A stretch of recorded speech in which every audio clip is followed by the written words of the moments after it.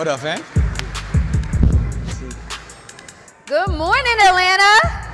We got Nick Cannon in the house. Yeah. Good morning. How y'all feel? Absolutely. How you feeling, Nick? I'm feeling alive. Can y'all hear me? We good? Oh, I feel like, yeah. They can y'all hear both of us? It's a little better? I'll Okay. speak up. I'll project, church. There you go. Let's there you go. Let's go. You look good. Likewise. You look good. Queen, I Happy appreciate to see you. So Likewise. I'm so excited to be here. Again, this is the second annual Black Enterprise Disruptor Summit, and we have one of the most successful media and entertainment moguls of our generation here. Nick, you're an actor, entrepreneur, artist, producer, writer, TV and radio host, comedian, and media mogul. I'm gonna just say it again. Don't forget Daddy. And Daddy. My number one job. Number one job. We don't know how you do it. We don't know how you do it. So you've literally done everything in television, film, music, and comedy. Yeah. But I want to start this conversation talking about Wildin' Out. Okay. Does anybody else watch Wildin' Out just as much as I do? And binge? Okay, we got some fans. Masked Singer. Anybody watch The Masked Singer on Wednesdays? Appreciate it. Amazing.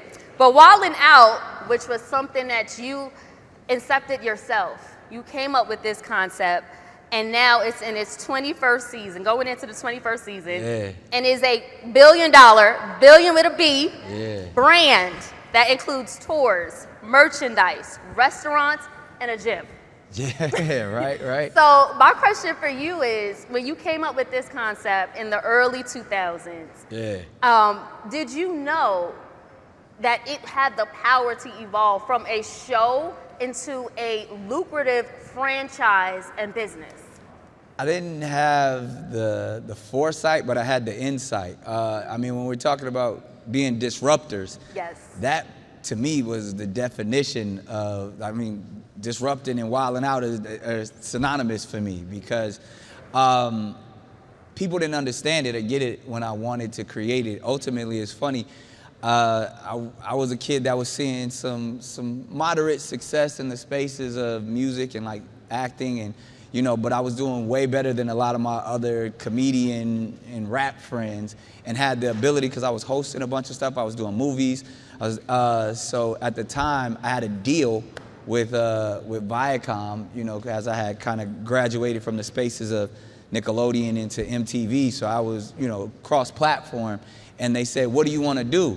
And I was like, yo, I think Ashton Kutcher had just did Punk'd. And they were like, you want to do something like that? And I was like, nah, not really. Like, I want to do something where it's kind of like, me and my friends, kind of what we do in the comedy clubs. And they didn't understand when I was like, yo, hip hop and improv together.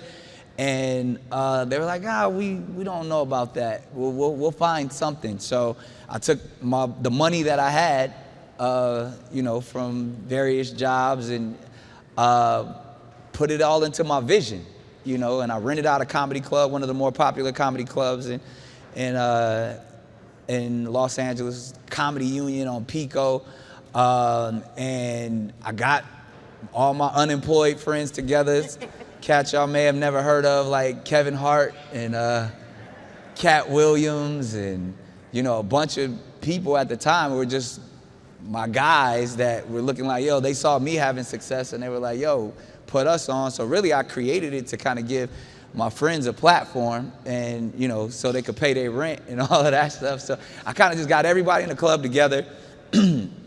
We screen printed some t-shirts. I created a logo, rented some cameras, and the rest was history. Once we shot that first pilot in I believe it was 2004, or maybe 2003, 2004.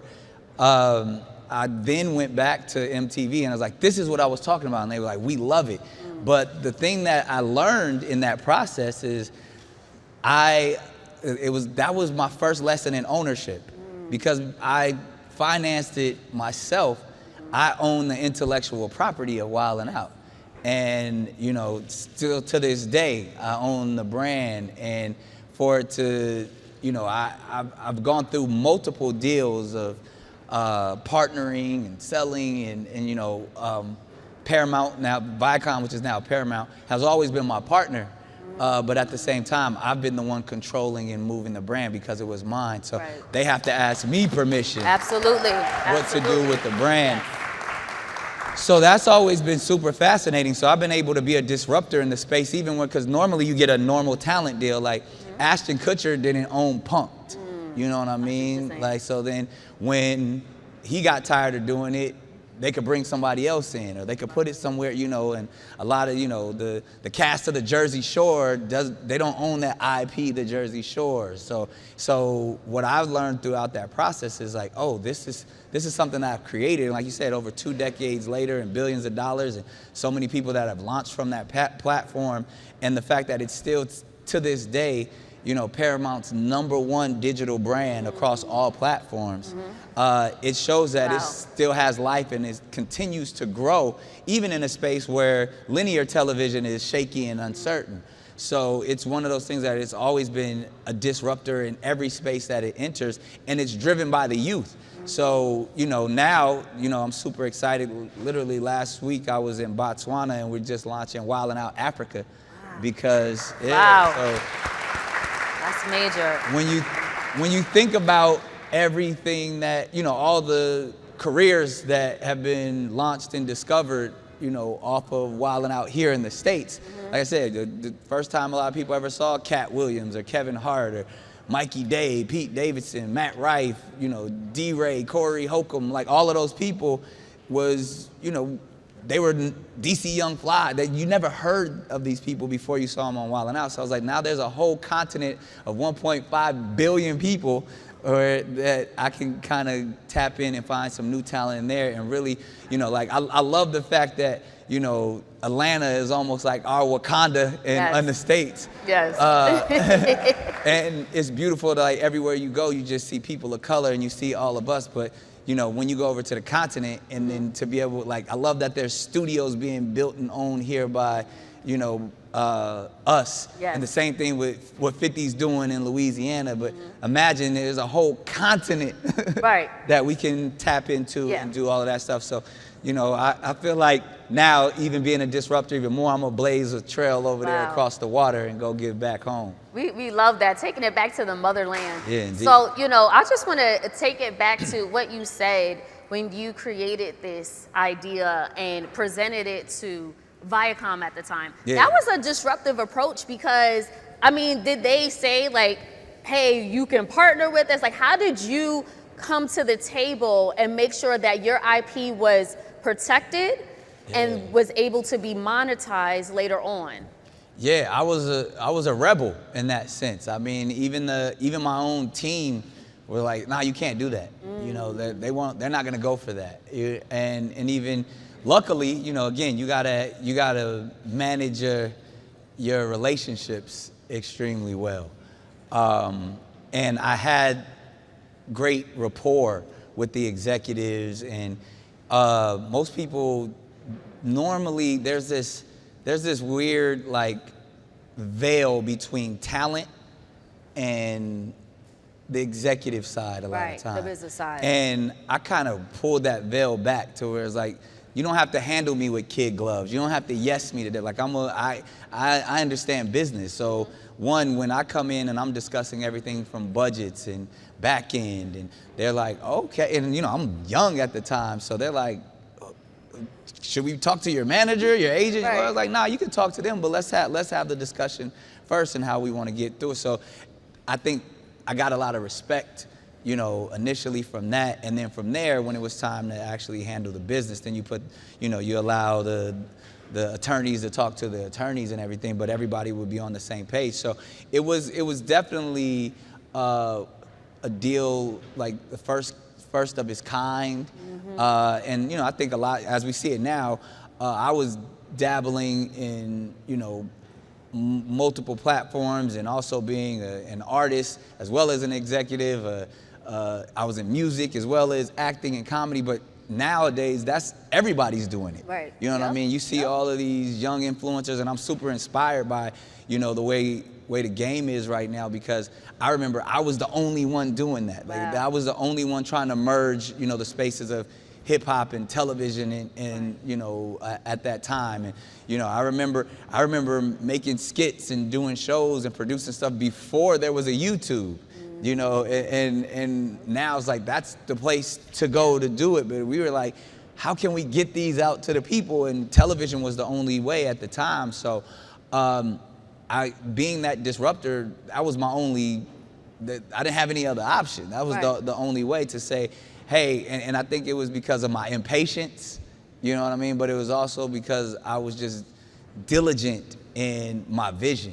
You know, and I saw it, and I knew no one else saw it, and like so much so that when they told me no, they didn't understand what I was talking about. I was like, all right, I'm gonna go do it, and I'm gonna show you. And then once I showed them, I was like, well, I got it. If you really want it, how much is it worth to you? Because that was at the time where I was like, if you don't take it, I can go next door and they'll take it, or I could go here. So it gave me the negotiating power, and it allowed me to, you know, have the strong deal that I've had for over decades. You know, one of the things I think I forgot to mention in your long intro and long portfolio, you were also the chairman of Teen Nick for years. Yeah. And I wanted to ask, how did working for a major corporation like Nickelodeon, how did that better you as a businessman and help you really understand what it took to run a media conglomerate? Interestingly enough, I never wanted to be in front of the camera. That was never my vision. Like, I always was fascinated by, you know, being behind the scenes and producing, both in the spaces of music and in television. You know, my dad was a struggling televangelist in the city of Charlotte, North Carolina. So he would be on your cable access early Sunday mornings, you know, and we would have to go to the cable vision studios and learn the workshops. And I was learning this at like 11, 12 years old to really be able to operate the cameras and help my father. And in that sense, I fell in love with being behind the scenes and producing and putting things together. And even the same thing in my music space is like coming up in the church, like I would play instruments and produce. So I always wanted, you know, I wanted to be, you know, the Jermaine Dupri's of the world or the Quincy Joneses of the world that actually helped people. So all through my career, I wanted to be that conduit for individuals. And so in that process, even by the time I started I was doing stand-up because I was trying to be an outlier. My dad said, like, every kid in these projects want to be a rapper, but you're funny, you know what I mean? And, you know, he didn't want me, you know, at the time, it was the 90s, so it was a lot of the, you know, gangster street rap. He was like, you're likable, be that guy. So I started doing stand-up at a very young age. And again, I was a disruptor in that space. I was the only kid amongst everyone from Dave Chappelle to Chris Rock to, you know, the Wayans to all of these people. And they would be like, who's that kid on stage?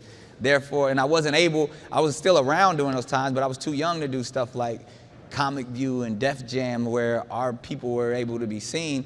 So luckily, an outlet that was available to me, you know, some of the producers from Nickelodeon at the time saw me at the Hollywood Improv, and they're like, yo, the kid's got something. So I went from being a stand-up to they gave me an opportunity to be behind the scenes. I was the first job I had at Nickelodeon. I was the audience warm-up. And that was, you know, for 4 hours, I had to entertain an audience at like 16 years old of kids and their parents who came to see All That and Kenan and Kel. And so I would put together these routines that would just keep me going for 4 hours. And then the producers were like, yo, the kid in the audience is funnier than what we doing on stage. So from that process, they were like, he has a voice, he has a vision, let's tap into that.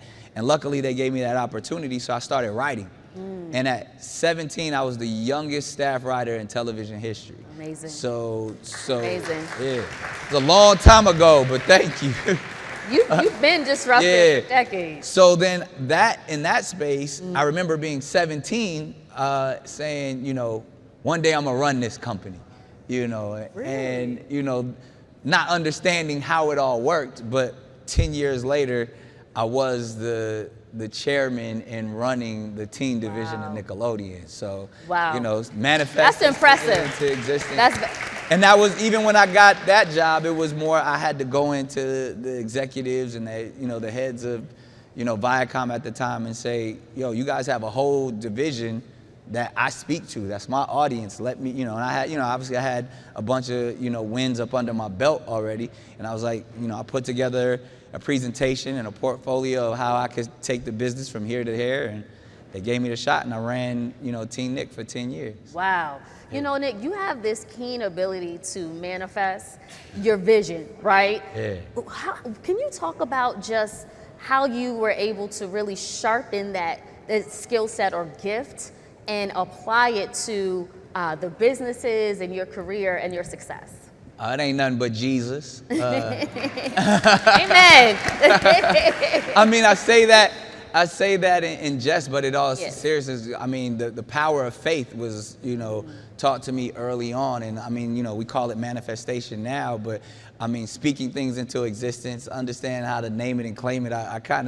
I would just speak things. I would walk in the rooms and just say, this is what I'm gonna do. I'm gonna do, and stand firm on it. You know what I mean? Because faith without works is dead. So I was like, I'm gonna show you. Not only am I gonna speak it, I'm gonna actually walk in it. And people thought I was crazy. People thought that I've heard no way more than I've heard yes. And I take all of those no's and use them as ammunition and use them as fuel to drive. That's the worst thing you can ever do to me, is tell me I can't do something, because I'm gonna work day and night to show you that I can. And that honestly is what has driven me and sharpened those skills of like just really understanding how powerful speaking things into existence actually are. Right. And I've done it all my life. And I mean, it's so much so that it's dangerous. Like sometimes I gotta keep my mouth closed. Speaking too much. I done told people I want a village of kids, and look what happened. Like,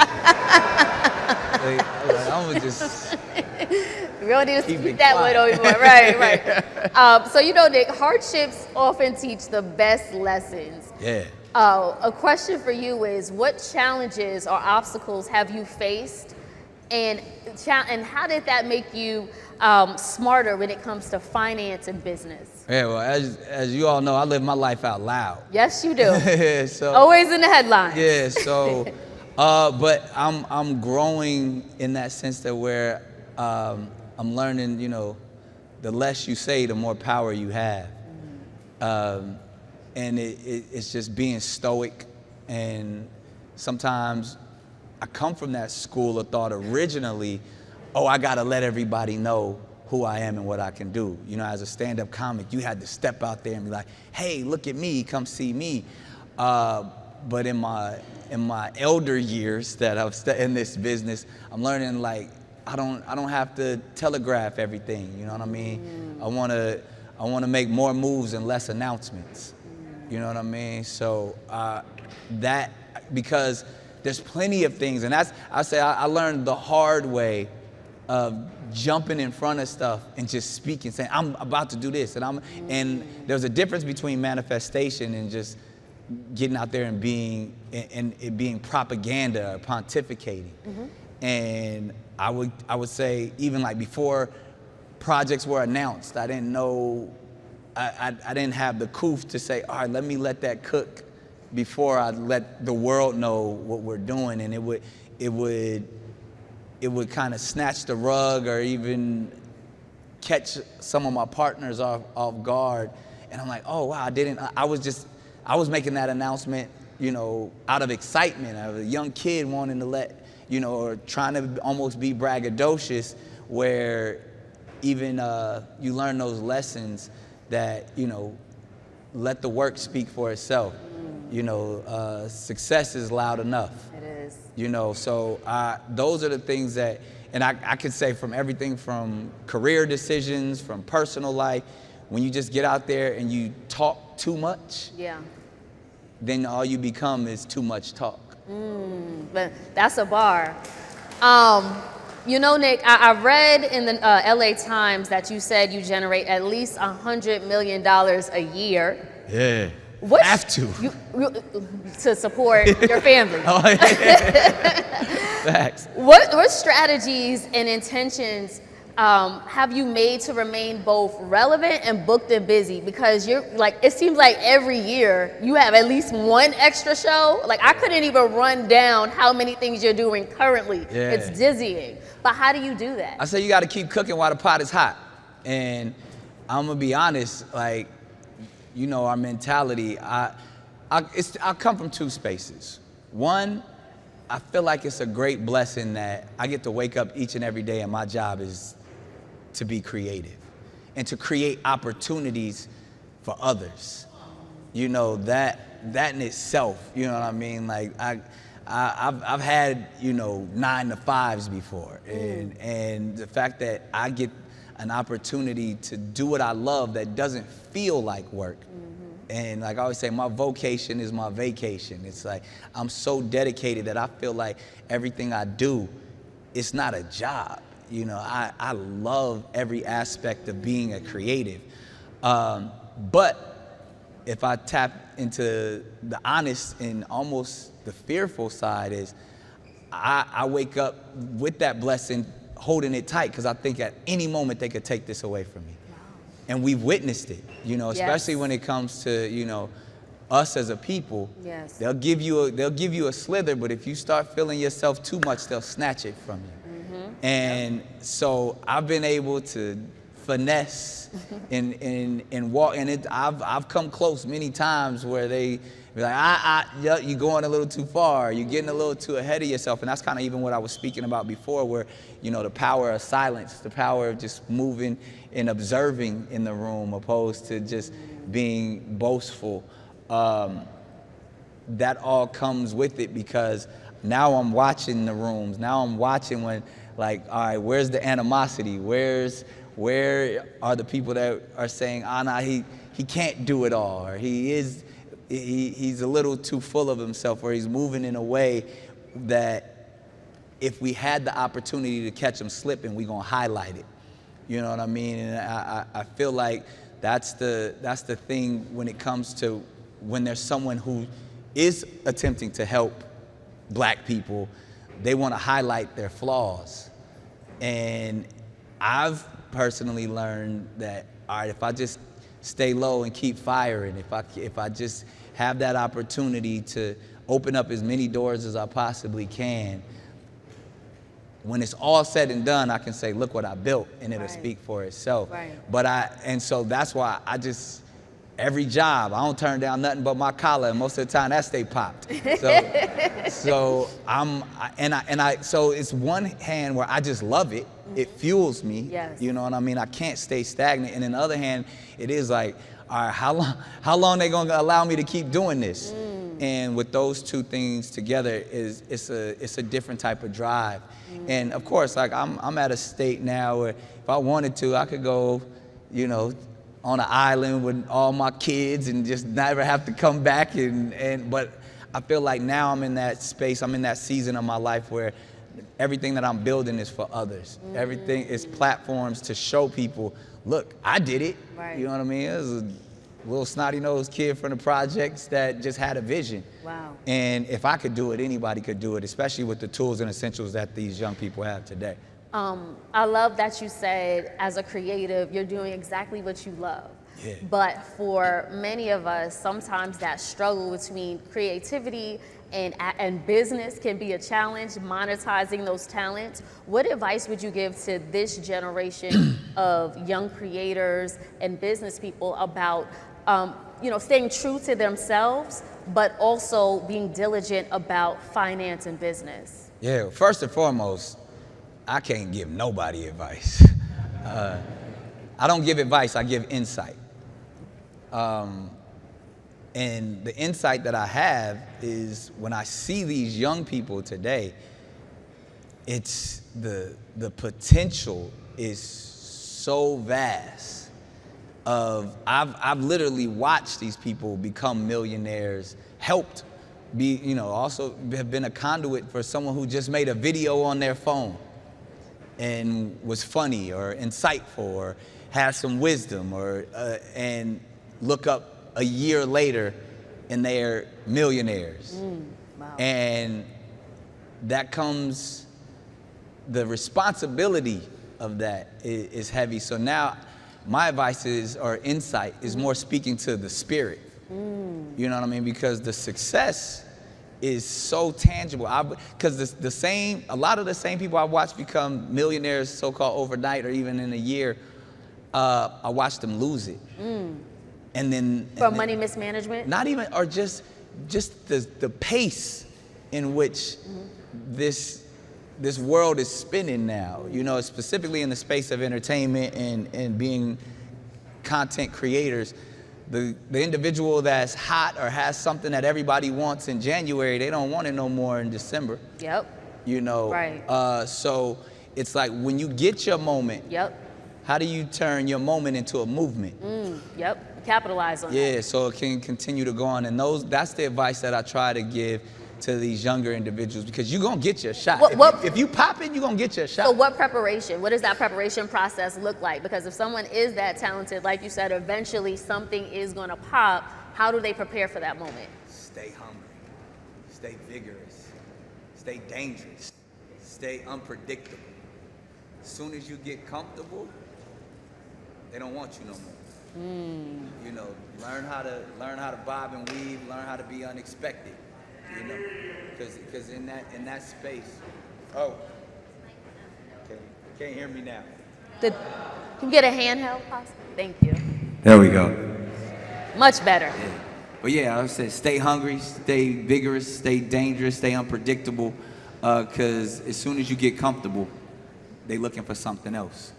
And that's just how audiences are. It's to no one else's detriment, but just the attention span. I feel like we're in the microwave generation, the ADHD generation, where everybody wants it and wants it now. As soon as they're done with it, they on to the next. So you got to be able to maneuver and operate in that same space. And in speaking to these younger people now, if you would have asked me that question of, you know, if I'm speaking to, you know, Generation X, or if I'm speaking to even millennials, I would probably have different advice. I would say stay the course.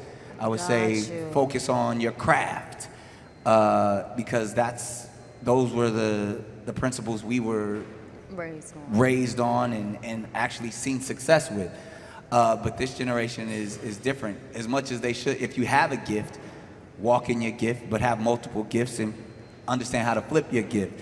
For those Gen Zers and the alphas and all that, like, they need to understand, because things are just from AI to all of this stuff is moving at such a pace that you have to be multifaceted. You have to be thinking 10 steps ahead of everyone else. Right. And I was going to just touch on that briefly, because with the advancement of AI and just living in the gig economy and the creator economy. So even for like your children, I think your oldest about 13. Yeah. How are you coaching them and preparing them for this new world? Man, it's so crazy. I'm learning from them. Like I said, my son is the most brilliant young little teenager I've ever witnessed. And, you know, I've given him everything that he needs. Like he got his DJ equipment. I bought him his first DJ equipment for his birthday a few years ago. Then now it's evolved into now he got actual real producer music equipment. So he's doing everything from Logic to Pro Tools. And at 13, where I remember being his age and wanting that stuff. I remember working in an auto mechanic shop just to pay for studio time, that we would get 3 hours and hopefully get one song done that he can do now in 15 minutes in his bedroom. So, and watching how fast he maneuvers, like he's making beats and gaming and streaming and all simultaneously. So I was like, man, they said my mind moved fast, but I couldn't imagine my mind moving at that pace. You know, so I'm really learning from them. And then, you know, that's my son, and my daughter, I'm just scared. Like, because all that's available to her, you know, even at 13, and, you know, watching, she's such a brilliant and poised and really just understands the world in which she's in, where, you know, like I said, we've been blessed, because it could have been different, you know, and just knowing what these young people have access to. And specifically, I'm just so much more overprotective over my daughter, because of all of the things that, you know, that women face, even when it comes to everything from, you know, their image and, you know, the things that are perpetuated directly to them. So so much so she's focused. Hopefully it works. She's focused. She's trying to choose. She wants to either go to, you know, Yale's drama department, or she want to go to Howard. I'm trying to get her to go more to Howard, to the HU vibe. But it's like the fact that, you know, at 13 years old, she's already doing college preparatory. So I'm just saying, stay the course, you know, and keep being the respectful and loving and insightful young individuals that you are. So Amazing. you don't have me up here crying about my 13-year-old daughter. Aww. But, no, but in that it's serious. You know, like I said, I take, you know, my fatherhood probably as my number one priority and duty in all that I do. And hopefully now that's starting to reflect in my work, because I'm trying to be a little bit more responsible in the platforms that I do create. Yeah, no, we definitely noticed the shifts. We are going to take 2 audience questions, and we do say just give your name and give your question. Not a comment, but a question. Like, how can you help me with my business? Right. That's a great question. Right, that's the question. As long as it's a question. So the questions are going to be, if you have a question, please raise your hand and Asia will give you the mic. Thank you. You see one in the back.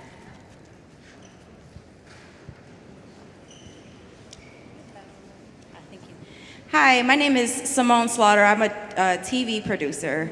And my question for you, Nick, is when you are a producer, but you're also navigating the corporate space, and you spoke here today about some of your adversities with the battles that you fight. How do you navigate the fine line of what battles to pick when it's like what you stand for and what you want to produce and what you want to create, the messages that you want to put out based on, or in opposition to, like, the powers that be or the companies that you're working for, not wanting you to deliver those messages, or maybe that's not the angle or the approach that they want to take, but it might be the hill that you want to die on. Where do you draw that barrier between, like, which battles you pick and what you want to stand on? Such a amazing and dynamic question, Miss Simone. Honestly, the quick answer, I would say you got to know how to put the medicine in the candy. And as we know, the candy at times it's not substance. You know what I mean? It actually can be bad for you. But as a producer, you know that this is the media that we're in. And as I could say, media is manipulated entertainment designed to influence all. And there's nothing wrong with influencing people. And if the media is a form of entertainment that manipulates, it manipulates your spirit, and we can make people feel good, we can make people feel bad, we can make people desire things, we can make people be adverse to things. That's a great power. And a lot of times it is all about capitalism and commerce, and people are trying to sell things, that's the business that we're in. We're entrepreneurs. So it's a great balance. So what I've always done, and luckily I've had humor and comedy on my side, is that there's such great power there because you don't ever have to shy away from anything. If you can make people laugh, you can make people feel, then you can talk about anything. But I've also made the mistake, you know, of removing the humor and sometimes, you know, standing on my soapbox or, you know, dying on mountains that are so controversial or so even disjarring in a way that when you make people choose a side, you better be ready to run that marathon all the way through, regardless of what happens. And that no longer becomes business, but that becomes activism, which is fine, you know what I mean? But you got to know that those two, that's oil and water, you know, because we are in a space of where the whole goal is to make people feel good.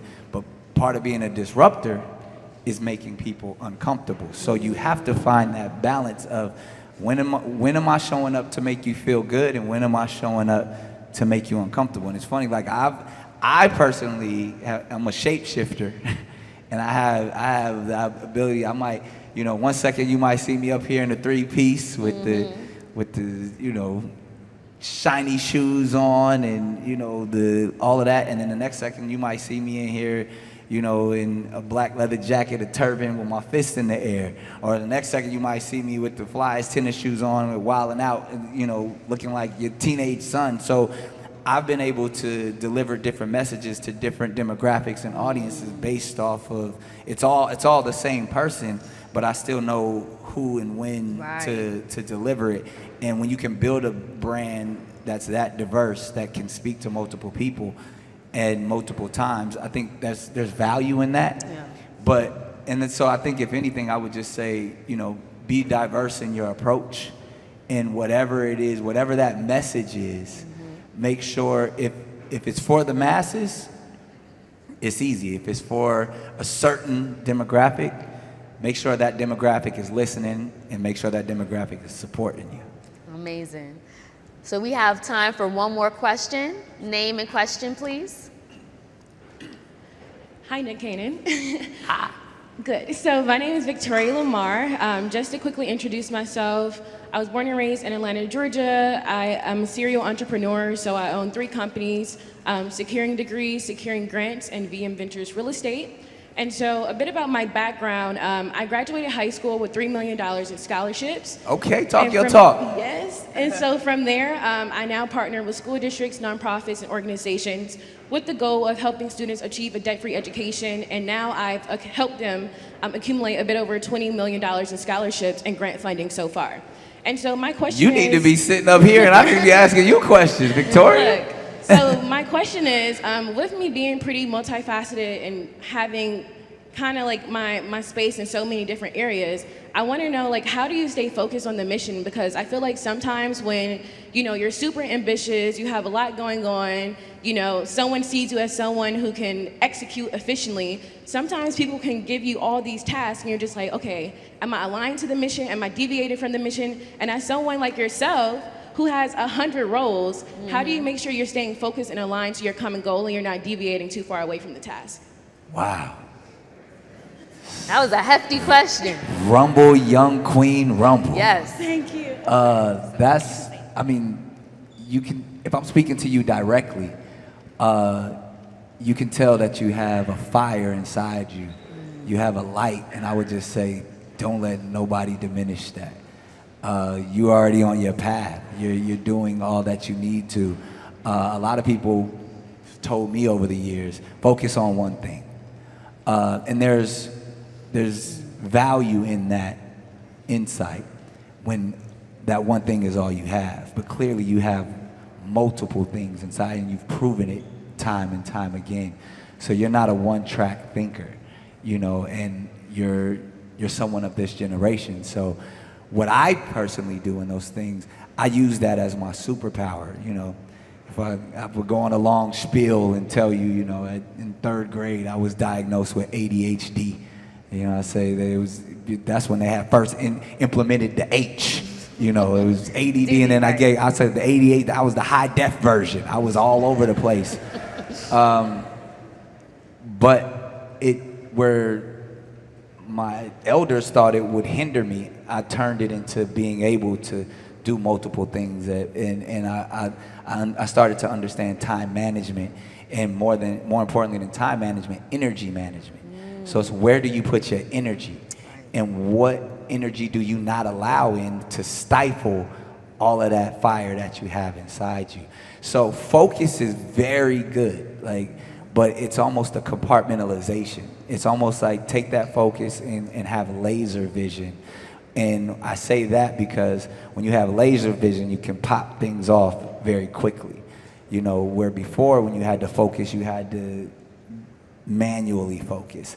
So I would say compartmentalize in that sense, or when it's something that you have dedicated, shut everything off until that task is complete, and then immediately move on to the next thing. Being someone, and I'll even say this, being someone in the entertainment industry, usually we're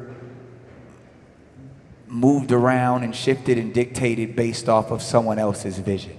You got to show up to an audition. You got to hope this studio is going to go through with, the plans that they had to green light this project or do that. And that always disrupted my spirit to then say, I'm not going to sit around and wait for someone else to dictate my livelihood.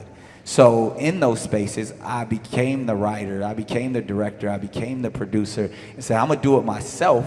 And the same people that these people are getting their funds and their leadership and their, drive from, I'm going to go to those people and say, hey, I got exactly what, and I'm going to cut out the middleman and say, is there a way that I can do this? So that kind of turned on my entrepreneurial spirit in that space of, I then focused on my passion. I focused on me, and I went inward and say, if there's a movie that I want to make, I'm going to go develop it. If there's a television show I want to create, I'm going to go do that. So, and then I kind of transferred over into business when I wanted to be in the tech space. I was around at the beginning of Beats by Dre. I was like, I want to do the same thing except for a more affordable market. And we made, $200 million in sales in headphones, in spaces like Walmart. At the same times where Beats were costing $300, my headphones cost $100. And that was the strategy. And that was the strategy of just saying I saw something, and I'd never been in that space before. And the same thing of still being into consumer products now. It's just like I see something, I want it, and a lot of people will say, nah, you can't do that. Right. And it's like, nah, I'm gonna show you I can do it. I'm gonna go learn, understand, and put my focus in those spaces. And once I got it, I'll then be able to delegate and surround myself with the people who can help me grow in that space, and then I can move on. So it's almost like you have to really be the king or the queen of your royal court and really put the right people in place to allow you to just delegate and be the leader in those spaces. So like I said, I only encourage you and say continue to go, because I know I'm gonna be working for you one day. Nick, in 30 seconds or less, we're in this room with creatives, visionaries, entrepreneurs just like yourself who are looking to disrupt their respective industries and build billion-dollar brands just like you did. Can you leave us with some insights in a few more seconds? What takeaways would you leave us with? Ooh, this is always the pressure because there's so much inside of me, and like I said, I'm very much in this space now to where less is more. Everybody has a microphone these days, so you got to be very careful who you listen to. And the best advice that I've ever received is to not take advice. Especially don't take advice from people in spaces that aren't where you envision yourself to be. And that's no disrespect or hate to anyone in our families, or our counterparts, but sometimes they just don't see your vision. You're in this room for a reason. You're a disruptor for a reason. You're not thinking on the same path as the typical person. You zigging when everyone else is zagging. And I've always been that person, and no one, if everyone had the vision, they'd all be doing it. So you have to shut out everyone else and take your own insight, take your own advice. And that's why you're a disruptor. So if anything, I would say just, build yourself up. And I always say this, be a self-generator, self-motivator. And, the way you motivate yourself, get in that mirror each and every day and speak your vision to yourself. And then once you got that generated, generators are things people plug into. And you got to build yourself up because everyone else is going to be trying to drain you of your energy. So that's where that motivation comes in. So those two things play hand in hand. So, be a self-generator, self-motivator, and speak things into existence. Ladies and gentlemen, give it up one more time for Nick Cannon.